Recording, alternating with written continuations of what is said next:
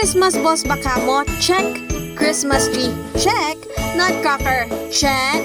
Santa Claus? Check na check. At marami pang ang iba.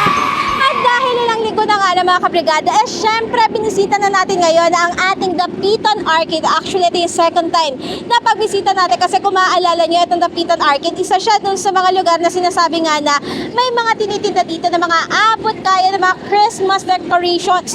Mula nga dito sa mga Christmas balls, dito sa mga Christmas tree, and at the same time doon sa mga belet and everything na po pwede mong i-design sa iyong bahay. Actually, madam, ngayon mga update ngayon, maganda-ganda siya. Simula nung after yung Ondas, maganda. Marami-rami ng tao.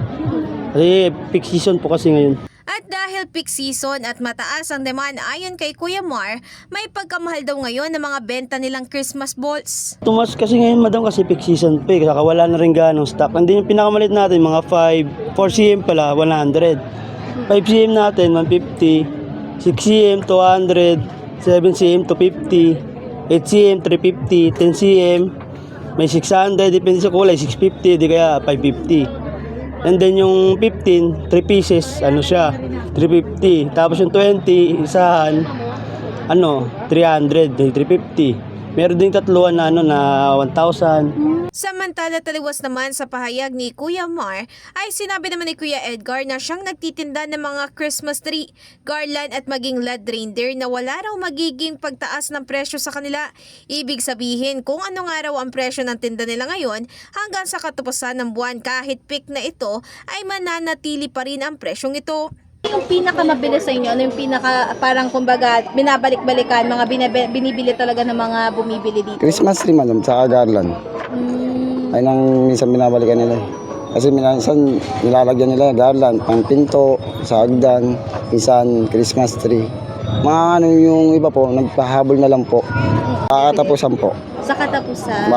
Yung iba po na maghahabol pa. Siguro. Kasi yung last year, ganun din eh.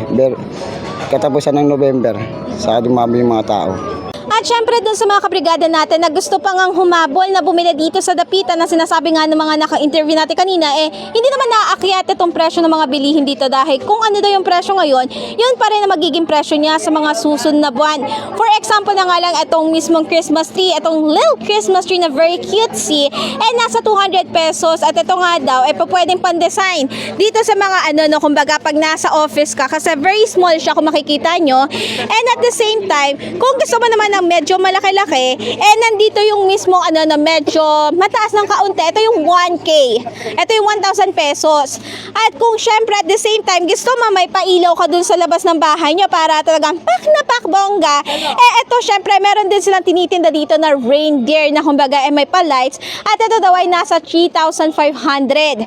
At kung syempre hindi ka pa nakakabili ng Christmas tree, ito naman yung nasa likuran natin ay isang Christmas tree dahil ang aking height ay di ko nasasabihin kung ano, ito daw 8 feet, pero pag bumili ka ng 8 feet, nasa 4,000 pesos. Ngunit maliban nga sa mga disenyong ito, meron din tayong nakitang dried natural decorations na hindi lang ngayong Pasko pwedeng gamitin, pero maging sa iba pang okasyon. Kabilang naman sa ating naabutang namili ngayon sa Dapitan Arcade, itong si Kuya Fernan bitbit pa nga ang nabili niyang parol. Saan nyo ilalagay? Doon lang po sa namin sa garahe, sa may po, harap ng bahay para pag para may kumikislap-kislap pag gabi. Natin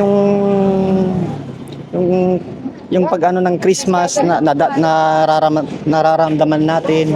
Samantala, maliban nga kay Kuya Fernan, isa pa sa naabutan nating namili ngayon dito si Ate Dayan. Ano yung mga pinamili nyo ngayon dito sa Dapitan? So, one would be yung Santa Claus na sumasayaw.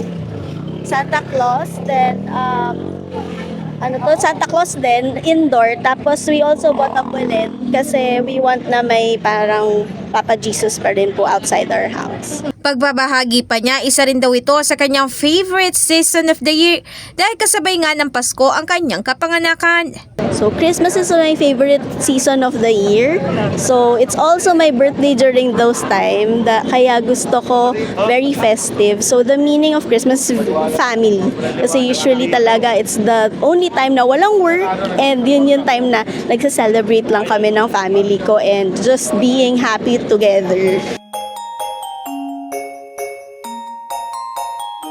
Maliban nga sa mga makukulay at syempre mga magagarbang disenyo tuwing Pasko, dapat huwag din natin sana kalimutan ang tunay na diwa ng Pasko na siyang pagmamahalan in the heart of changing lives. Ako si Brigada Ann Cortas ng 105.1 Brigada News FM Manila, the Music News Authority.